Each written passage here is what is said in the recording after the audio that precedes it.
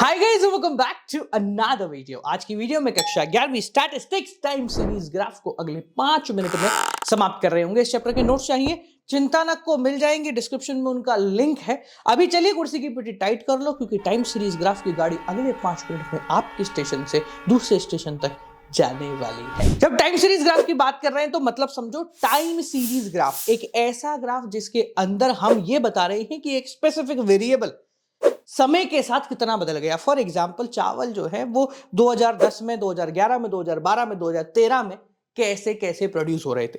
जब हम ग्राफ के बारे में बात करते हैं तो बेसिकली आपको थोड़ा ग्राफ को समझना पड़ेगा। एक ग्राफ के अंदर बेसिकली 4 क्वाड्रेंट होते हैं। कितने क्वाड्रेंट? 4 क्वाड्रेंट, 2 एक्स और 2 वाई, जिसमें एक एक्स पॉजिटिव, एक एक्स नेगेटिव, एक वाई पॉजिटिव और एक वाई नेगेटिव होता है। हम जिसके अंदर इस टाइम सीरीज ग्राफ को जनरली पुट ऑन करते हैं वो है क्वाड्रेंट नंबर 1, जिसमें एक्स और वाई ये दोनों एक्सिस पॉजिटिव होती हैं। क्वाड्रेंट नंबर 2 के अंदर एक्स नेगेटिव हो जाता है, वाई पॉजिटिव रहता है। क्वाड्रेंट नंबर 3 के अंदर दोनों नेगेटिव हो जाते हैं। क्वाड्रेंट नंबर 4 में X positive and Y negative होता है। इसमें जो एक्स एक्सिस है उसको एब्सिका कहते हैं और जो वाई एक्सिस है उसको ऑर्डिनेट कहते हैं, और इसी क्वाड्रेंट के बीच में आप टाइम सीरीज ग्राफ को पुट ऑन कर रहे हो।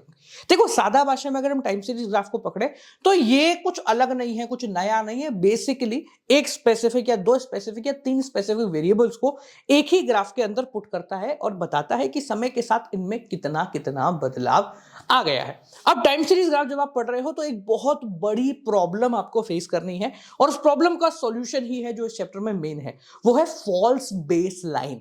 अब फॉल्स बेस लाइन का मतलब क्या होता है? फर्ज कीजिए कि आपके पास डेटा है 2010, 2011, 2012, चावल कितना प्रोड्यूस हुआ। तो पहले साल चावल प्रोड्यूस हुआ है 10,000 किलो टन, दूसरे साल प्रोड्यूस हुआ है 11,000 किलो टन, और तीसरे साल प्रोड्यूस हुआ है 12,000 किलो टन। आप बोलोगे सर बहुत आसान है, 10, 11, 12 की लाइन बनाएंगे और हम इसको ग्राफ में पुट कर देंगे। पर यह चीज आपको नहीं करनी है, ये गलत कर देगा आपके आंसर को। क्योंकि क्या है, अगर आप ध्यान से इसको समझो तो आपको 10,000 किलो टन से शुरुआत करनी है, 10, 11, 12। पर 10 से नीचे क्या आता है? 9, 8, 7, 6, 5, 4, 3, 2, 1, 0। तो अगर आप इसको 0 से यानी बेस से बनाओगे तो शुरू के 10 कोऑर्डिनेट बहुत ज्यादा खाली लगेंगे, क्योंकि आपका ग्राफ 10 के बाद से शुरू हो रहा है। और अगर आप डायरेक्टली 10 से बनाओगे तो 0 और 10 के बीच में गैप कितना रहा? तो ये प्रैक्टिकली पॉसिबल नहीं है। तो यहां पर टाइम सीरीज ग्राफ को पुट करने के लिए एक फॉल्स बेसलाइन का कॉन्सेप्ट आता है।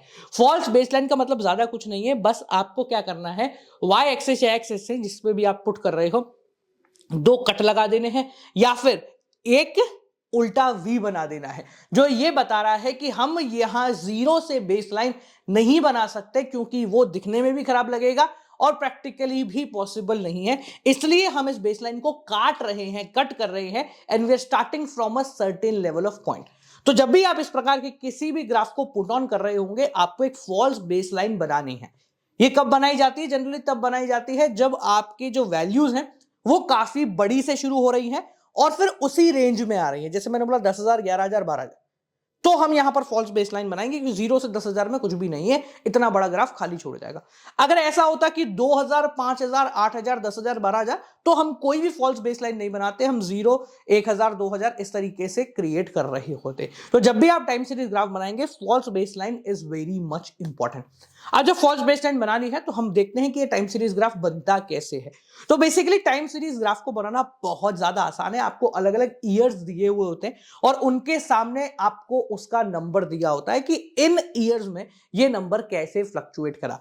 एक बात को ध्यान रखें, जब भी आप टाइम सीरीज ग्राफ को पुट ऑन कर रहे होंगे, इट इज नॉट नेसेसरी कि आप उसको कर्व बनाएं, आप उसको पॉइंट टू पॉइंट कनेक्ट करेंगे तो वो ज्यादा बेहतर देखने को मिल रहा होगा। ठीक है, अब इसमें आप कितने भी वेरिएबल पुट ऑन कर सकते हैं। 1 वेरिएबल ग्राफ होता है जिसमें सिर्फ एक ही वेरिएबल है, यानी कि आपको ईयर्स दिए हुए हैं और किसी चीज का डेटा दिया हुआ है, आइदर चावल का प्रोडक्शन, गेहूं का प्रोडक्शन, या किसी और चीज का प्रोडक्शन, या कोई भी और डेटा। 2 या 3 वेरिएबल ग्राफ के अंदर क्या होता है, आपको ईयर के साथ साथ 2-3 डेटा प्रोवाइड करा देते हैं। जैसे 2010 के अंदर मान लो गेहूं का, चावल का और दाल का, इन तीनों का कितना प्रोडक्शन हुआ, तो हम एक ही ग्राफ के अंदर इन तीनों को प्लॉट करेंगे। याद रखें, जब हम एक से ज्यादा वेरिएबल प्लॉट करते हैं तो हम सबके कलर्स को डिफरेंशिएट कर देते हैं।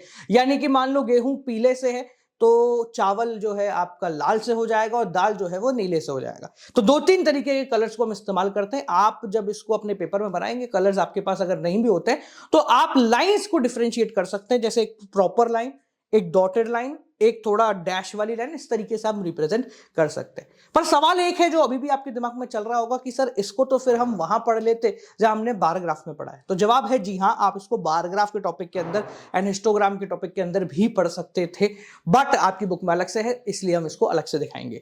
आखिरी सवाल आता है कि क्या फायदे हैं हमें टाइम सीरीज ग्राफ बनाने के, हमें बनाने भी चाहिए या नहीं बनाने चाहिए। देखो, टाइम सीरीज ग्राफ बनाना बहुत ज्यादा जरूरी होता है, क्योंकि सबसे पहले एक ट्रेंड बताता है। जैसे अगर आपकी लाइन ऊपर की तरफ जा रही है तो ये दिख रहा है कि साल जैसे जैसे आगे बढ़ रहा है हम और अच्छा प्रोडक्शन कर रहे हैं या और अच्छा ग्रोथ कर रहे हैं। ठीक है, सबसे इजी ये ट्रेंड शो करता है कि ऊपर की तरफ जा रहा है, नीचे की तरफ जाता है। ट्रेंड के हिसाब से ये एस्टिमेट लगाने में मदद कर सकता है कि जैसे हर साल 2000 यूनिट की सेलिंग मेरी बढ़ रही है, तो आने वाले साल में मुझे उसके हिसाब से ही प्रोडक्शन सेट ऑन करना है। ये काफी इजी होता है समझने के लिए, क्योंकि कोई भी देख के अंदाजा लगा सकता है कि बढ़ रहा है, कब हो रहा है। बस आपको लाइन देखनी है कि आगे बढ़ते समय ये किस रेशो में या किस तरीके से ऊपर जा रही है या फिर नीचे जा रही है। साथ साथ में इंफॉर्मेशन को बहुत क्लीन चिट तरीके से दिखा देता है, और इसका आखिरी फायदा है कि इसको समझने के लिए कोई स्पेशलाइज नॉलेज नहीं चाहिए होती। कोई भी छोटा मोटा व्यक्ति, कोई भी ना समझ व्यक्ति भी ये समझ सकता है कि यार ये क्या हो रहा है या फिर ये किस तरीके से जा रहा है। ठीक है, तो बालको ये रहा हमारा आज का सेशन, और इसके नोट जो है वो आपको डिस्क्रिप्शन में मिल जाएंगे। आप होप आपको वीडियो समझ में आई हो। कोई दिक्कत को परेशानी हो तो मुझे कमेंट सेक्शन में बता देना। इस तरीके से बाकी सभी चैप्टर, बिजनेस के चैप्टर्स, अकाउंट्स के चैप्टर एंड माइक्रो के चैप्टर्स भी हमने कवर करा रखे हैं, तो do check it out on our channel. मिलते हैं अगली वीडियो के साथ। Till then keep on watching.